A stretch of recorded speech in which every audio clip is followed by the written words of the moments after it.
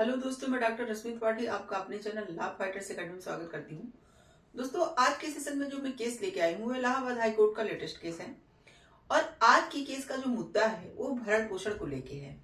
तो आज के जो भरण पोषण के मुद्दे पे इलाहाबाद हाई कोर्ट ने एक बहुत ही अहम टिप्पणी की और भरण पोषण को लेकर के जो है कुछ बातें बताई। तो चलिए हम लोग अपना सेशन स्टार्ट करते हैं और उस केस को विस्तार से जानते हैं और जानते हैं कि क्या ऐसा केस था जिसपे जो है इलाहाबाद हाईकोर्ट ने अपनी कुछ विशेष टिप्पणी की।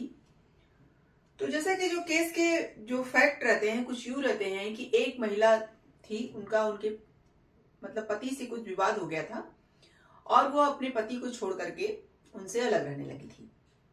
जब वो अपने पति से अलग रहने लगी थी कुछ दिनों बाद उन्होंने फैमिली कोर्ट में मतलब भरण पोषण की मांग की। तो फैमिली कोर्ट ने उन्हें अंतरिम भरण पोषण के रूप में जो है 2,500 रुपए देने की बात कही। तो देखिए, जब अंतरिम भरण पोषण उनको 2,500 देने की बात की गई तब महिला को यह बात समझ में नहीं आई और महिला का ये कहना था कि उनके पति महीने में 4 लाख रुपए कमाते हैं और वो एक इंजीनियर हैं और अच्छा पैसा कमा रहे हैं, तो वो सिर्फ 2,500 रुपए मुझे जो अंतरिम भरण पोषण दिया जा रहा है यह सही नहीं है। तब यह हाईकोर्ट जाती है। तो हाईकोर्ट ने सारे मामलों को देखते और समझते हुए जो 2,500 रुपए था उसको 5,000 में दे दिया। लेकिन जो उनके पति थे वह 5,000 रुपए देने की तो बात छोड़िए, 2,500 रुपए भी देने से भाग रहे थे।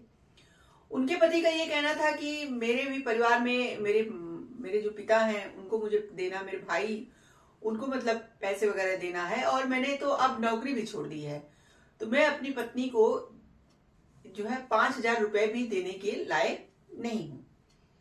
तो देखिए, जब इनकी पत्नी को जो 5,000 रुपए नहीं मिले थे तब यह जो है एक पुनर्विचार याचिका लेकर के इसके लिए फिर से जो है हाईकोर्ट जाती हैं। तो चलिए हम लोग देखते हैं कि कौन से जज बैठे थे जो इस केस की सुनवाई कर रहे थे और उन्होंने अपने जजमेंट में क्या बातें की, क्या अहम टिप्पणी की। जैसा कि इस केस की सुनवाई इलाहाबाद हाईकोर्ट के जस्टिस राम मनोहर नारायण मिश्रा की पीठ कर रही थी, यानी एकल पीठ थी जो इस केस की सुनवाई कर रही थी। देखिए, जस्टिस राम मनोहर नारायण मिश्रा की पीठ ने एक पत्नी की आपराधिक पुनर्विचार याचिका स्वीकार करते हुए टिप्पणी की। यहाँ पे देखिए, पुनर्विचार याचिका जो थी उसको स्वीकार करते हुए जो है कोर्ट ने यहाँ पे एक अहम टिप्पणी की। क्या टिप्पणी किया कोर्ट ने कहा कि मध्यम वर्गीय परिवार की महिला के लिए 2,500 रुपए महीने की मामूली राशि से भरपेट भोजन कर पाना लगभग असंभव है। यहाँ पे कोर्ट का ये कहना था कि देखिए, 2,500 रुपए जो एक मध्यम वर्गीय महिला को प्रतिमाह दिया जा रहा है तो उससे वो एक भरपेट भोजन कर ले, यह भी आज की जो है महंगाई के समय में बहुत ही असंभव काम है। तो यहाँ पे कोर्ट का यही कहना था कि चूंकि वो अपने पति के साथ जब रह रही होगी तो वो किस तरह से जीवन यापन कर रही होगी, तो 2,500 रुपए में क्या वो उसी तरह से जीवन यापन कर पाएगी जबकि इतनी महंगाई है। तो यहाँ पे कोर्ट ने यही कहा कि मध्यम वर्गीय परिवार की महिला के लिए 2,500 रुपए प्रतिमाह की मामूली राशि से भरपेट भोजन कर पाना भी लगभग असंभव है।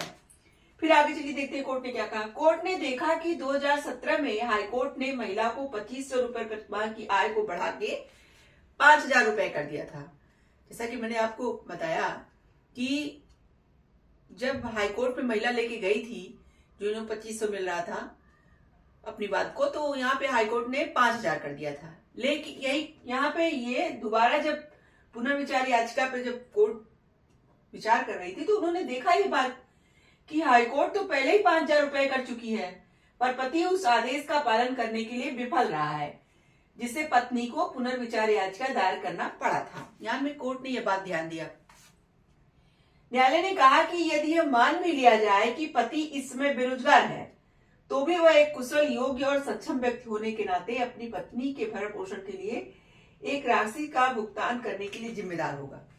यहाँ पे देखिए, कोर्ट ने कहा कि जैसा कि उसके पति ने ये दिखाया था, जैसा कि महिला ने कहा कि मेरे पति इंजीनियर हैं और 4 लाख रुपए प्रतिमाह कमाते हैं तो उन्हें पैसे की कोई कमी नहीं है। तो जैसा कि उनको जो राशि दी जा रही है वो बहुत कम है, तो बढ़ाने की बात वो कर रही थी।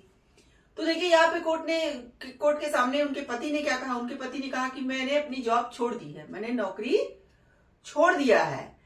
और उसके साथ साथ उनके पति का कहना था कि मेरा खुद का खर्चा, मेरे परिवार का खर्चा। लेकिन जब जांच वगैरह हुई तो पता चला कि उनके पिता खुद एक रिटायर्ड अधिकारी है और वो पेंशन वगैरह पाते हैं, और उनका भाई जो है खुद एक अच्छे पद पे है, सरकारी पद पे है। तो यहाँ पे उनके पति की जो दलीलें थी वो सब झूठी साबित हो रही थी। कोर्ट ने ये सब देखा। उसके साथ ही साथ कोर्ट ने देखा कि जब यह इस बात का भी झूठ बोल रहे हैं कि वो फैमिली सपोर्ट में करते हैं और ये बात झूठी पाई गई, तो हो सकता है कि यह बात भी झूठ बोल रहे हो कि यह जॉब में इस समय नहीं है, यानी कि यह सिर्फ दिखावा कर रहे हैं। हो सकता है इन्होंने जानबूझ के अपनी नौकरी छोड़ दिया हो भरण पोषण की राशि देने से बचने के लिए।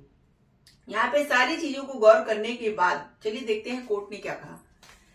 तो कोर्ट ने यह बात भी कही कि अगर मान लिया जाए कि यह बेरोजगार है, तब भी यह योग्य पर्सन है, कुशल व्यक्ति हैं, एक जो है सक्षम व्यक्ति हैं, तो इसके नाते पत्नी को तो अपने इनको भरण पोषण देना ही पड़ेगा। आगे कोर्ट ने कहा कि महिला को अंतरिम भरण पोषण राशि आवेदन दाखिल करने की तिथि से, जैसे हाईकोर्ट ने पहले कहा था ना कि 5,000 रुपए इनको भरण पोषण मिलना चाहिए, बढ़ा दिया था 2,500 से, फैमिली कोर्ट ने कहा था 2,500, लेकिन हाईकोर्ट ने इसे 5,000 कर दिया। तो यहाँ पे यही जब पुनर्विचार याचिका में यहाँ पे हाईकोर्ट ने कहा कि इन्होंने चूंकि 5,000 रुपए जब कहा गया था इनको, इन्होंने नहीं दिया है, तो ये उस तिथि से 5,000 रुपए की देंगे जिस तिथि से इनकी पत्नी ने आवेदन दाखिल किया था, और तब तक देंगे नवंबर 2024 तक देंगे। जैसा कि इनकी पत्नी ने 2014 में जो है आवेदन दाखिल किया था, तो वही कोर्ट का कहना था कि 2014 से लेकर के 2024 तक के नवंबर तक इनको देना है 5,000 रुपए। और उसके बाद जब तक जो है फैमिली कोर्ट में इनका मैटर चल रहा है, जब तक लंबित है यह केस, तब तक प्रतिमाह इनको दिसंबर 2024 से 10,000 रुपए देना पड़ेगा। यानी कि यहाँ पे हाईकोर्ट ने महिला के जो अंतरिम भरण पोषण की राशि थी वो 5,000 से बढ़ा के 10,000 कर दिया।